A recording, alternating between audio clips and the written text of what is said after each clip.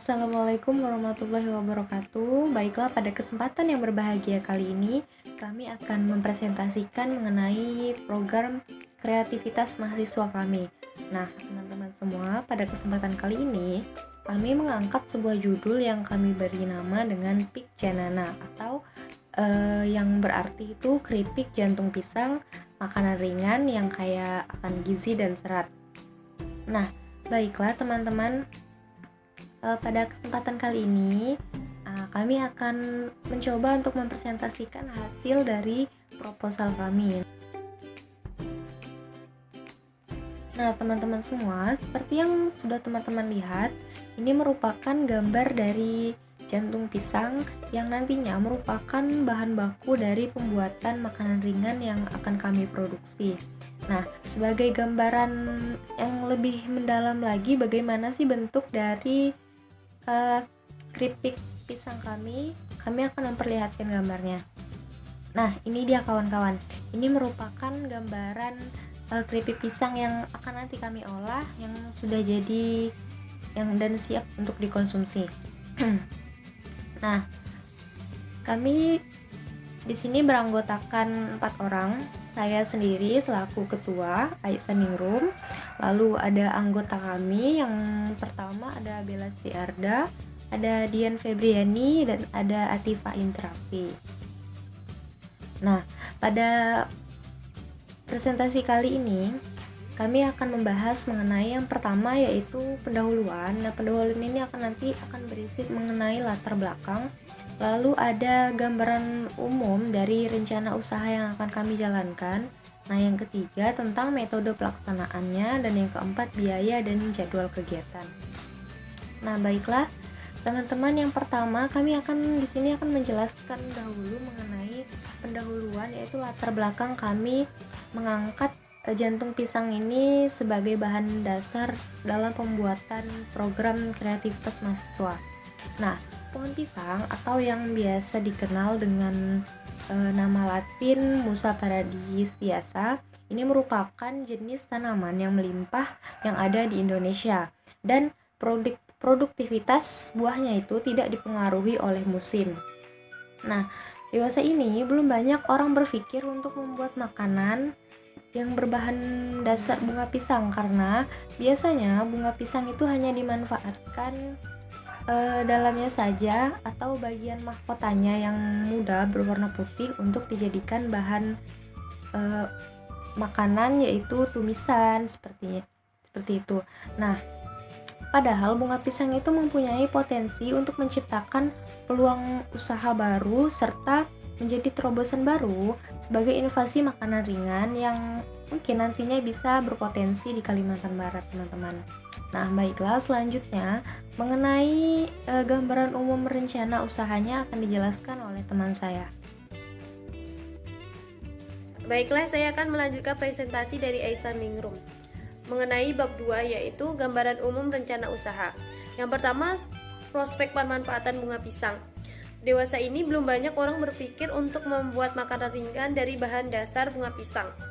Jadi, bunga pisang yang akan kami manfaatkan untuk menciptakan sebuah peluang usaha baru sebagai inovasi makanan ringan yang sangat berpotensi di Kalimantan Barat. Yang pertama, keunggulan dari keripik bunga pisang itu. Menurut kutipan dari Journal of Nutrition Collect yang ditulis oleh Jaswin Tari Astija, bahwa jantung pisang memiliki manfaat bagi kesehatan, yaitu memperlancar pencernaan, membantu diet, memperlancar peredaran darah, meningkatkan produksi sel darah merah, mencegah dan penuaan diri, meningkatkan produktivitas ASI, dan mencegah kolesterol. Jantung pisang memiliki banyak kandungan zat-zat yang baik untuk kesehatan, seperti protein, karbohidrat, mineral, fosfor, kalsium, vitamin B1, vitamin C, serta kandungan serat yang terdapat pada jantung pisang yang tinggi, sehingga jantung pisang sering dikatakan makanan yang memiliki kandungan nutrisi yang cukup lengkap. Adapun kandungan gizi per 100 gram jantung pisang segar dari pisang kepok, menurut Direktur Gizi Departemen Kesehatan Republik Indonesia, energi 31 kakal. kemudian protein 1,2 gram, lemak 0,3 gram, karbohidrat 7,1 gram, kalsium 3,1 gram, fosfat 50 mg, zat besi 0,1 mg, vitamin A 170 mg, vitamin B1 0,05 mg, vitamin C 10 mg, dan air 90,2 mg. Yang kedua, kapasitas produk. Pada awal produksi, kami membutuhkan 20 buah jantung pisang dan akan diproduksi menjadi 40 bungkus. Jumlah produksi ini akan terus meningkat seiring dengan banyaknya permintaan konsumen. Hal ini akan dilakukan terus hingga waktu yang tidak ditentukan. Peluang pasar. Keripik bunga pisang cukup menjanjikan karena belum ada kompetitor yang sama yang memproduksi makanan yang sejenis, terutama di Kalimantan Barat ini. Jadi yang keempat yaitu media promosi yang akan kami gunakan. Media promosi yang kami gunakan yaitu dengan cara menyebarkan brosur, menyebarkan melalui sosial media, dan bekerja sama dengan toko-toko terdekat maupun minimarket. Metode pelaksanaannya, yang pertama alat dan bahan. Alat yang kami butuhkan yaitu kompor, gas, selang gas, wajan, spatula, dandang, baskom, centong, sampah, peniris minyak, dan pisau. Adapun bahan yang dibutuhkan yaitu jantung pisang sebanyak 20 buah, minyak goreng 4 liter, tepung beras 2 kg, tepung tapioka 2 kg, penyedap rasa 1 bungkus besar, ketumbar 1 ons, bawang putih 1 kg, saham 1 ons, kemiri 1 ons, telur 10 butir, kertas nasi 1 pak, dan plastik kemasan 1 picis. Demikianlah mengenai metode pelaksanaannya. Selanjutnya akan dilanjutkan oleh Bella Srianda. Baiklah, saya Bella Srianda akan menjelaskan perancangan dan pelaksanaan program. Yang pertama yaitu tahap persiapan. Sebelum masuk tahap produksi, terdapat beberapa persiapan untuk menciptakan sistem manajemen yang efektif dan efisien. Antara lain yaitu pertama, survei pasar. Survei pasar dilakukan untuk mencari tempat pemesanan bahan baku dan bahan pengemas yang paling murah dan bisa mensuplai kebutuhan bahan baku secara kontinu. Lalu yang kedua adalah pembuatan desain produk. Pembuatan desain produk dilakukan dengan membuat desain kemasan yang menarik, unik, serta kami menentukan harga produk. Lalu yang ketiga adalah pembelian alat-alat pendukung produksi. Dilakukan pembelian alat-alat penunjang seperti kompor gas, gas LPG, penggorengan, pisau, dan lain-lain. Lalu yang terakhir ada perancangan sistem produksi. Dilakukan perancangan sistem produksi dengan pembuatan jadwal produksi, perancangan tata letak alat produksi, dan sistem penyimpangan produk agar proses produksi dapat berjalan secara efektif dan efisien. Lalu ada tahap pembuatan.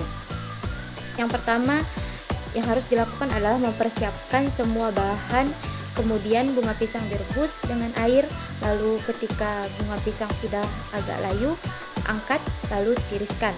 Lalu haluskan bumbu-bumbu seperti bawang putih, kemiri, lada, dan ketumbar. Campurkan bunga pisang yang sudah direbus dengan bumbu halus, diamkan selama beberapa menit. Campurkan bunga pisang yang sudah dibumbui dengan telur. Lalu campurkan tepung beras, tepung tapioka dengan perbandingan 3:1. Lalu aduk hingga merata. Campurkan adonan bunga pisang dengan tepung kering yang telah diadon. Lalu goreng hingga kering dan berwarna keemasan, lalu tiriskan. Jika sudah dingin, maka keripik bunga pisang siap untuk dibungkus dan ditempeli dengan label. Lalu ada tahap pemasaran. Untuk pemasaran, kami akan lebih memanfaatkan media sosial seperti Instagram, Facebook, dan WhatsApp. Selain mudah dan praktis, penggunaan media sosial sebagai lapak iklan lebih menjanjikan sebab telah banyak masyarakat yang memiliki akun media sosial, sehingga peluang konsumen untuk melihat dan membeli produk akan jauh lebih besar. Namun, kami juga akan tetap melakukan pemasaran dengan cara klasik, yaitu dengan menyebarkan informasi secara langsung kepada individu atau kelompok dari mulut ke mulut, serta untuk lebih menarik konsumen, maka dalam pengemasan produk dibuat semenarik mungkin. Segmentasi sasaran usaha ini adalah masyarakat yang ada di Kota Pontianak dan target dan target market usaha adalah semua kalangan. Yang selanjutnya adalah biaya dan jadwal kegiatan. Yang pertama yaitu format rekapitulasi rencana anggaran biaya. Yang pertama yaitu jenis pengeluarannya adalah perlengkapan yang diperlukan untuk jangka waktu 3 bulan dengan biaya Rp675.000. Lalu yang kedua adalah bahan habis pakai untuk waktu 3 bulan yaitu dengan biaya Rp942.000. Lalu ada transportasi lokal untuk 3 bulan dengan biaya Rp288.000 dengan total secara keseluruhan yaitu Rp1.905.000. Lalu ada jadwal kegiatan untuk identifikasi masalah, menentukan masalah dan analisis kebutuhan dilakukan pada bulan pertama. Lalu perancangan pemasaran dan pelaksanaan pemasaran dilakukan pada bulan kedua, dan pengamatan dan evaluasi pemasaran serta kesimpulan dilakukan pada bulan ketiga. Terima kasih. Nah, bagaimana nih teman-teman semua? Apakah setelah menonton video presentasi kami, teman-teman berminat untuk mencobanya? Kami harap teman-teman semua mendukung kami dalam menjalankan program kreativitas mahasiswa kami. Nah, sekian presentasi yang dapat kelompok kami sampaikan. Atas kurang dan lebihnya kami semua mohon maaf apabila ada salah-salah kata. Wabillahi taufiq wal hidayah. Wassalamualaikum warahmatullahi wabarakatuh.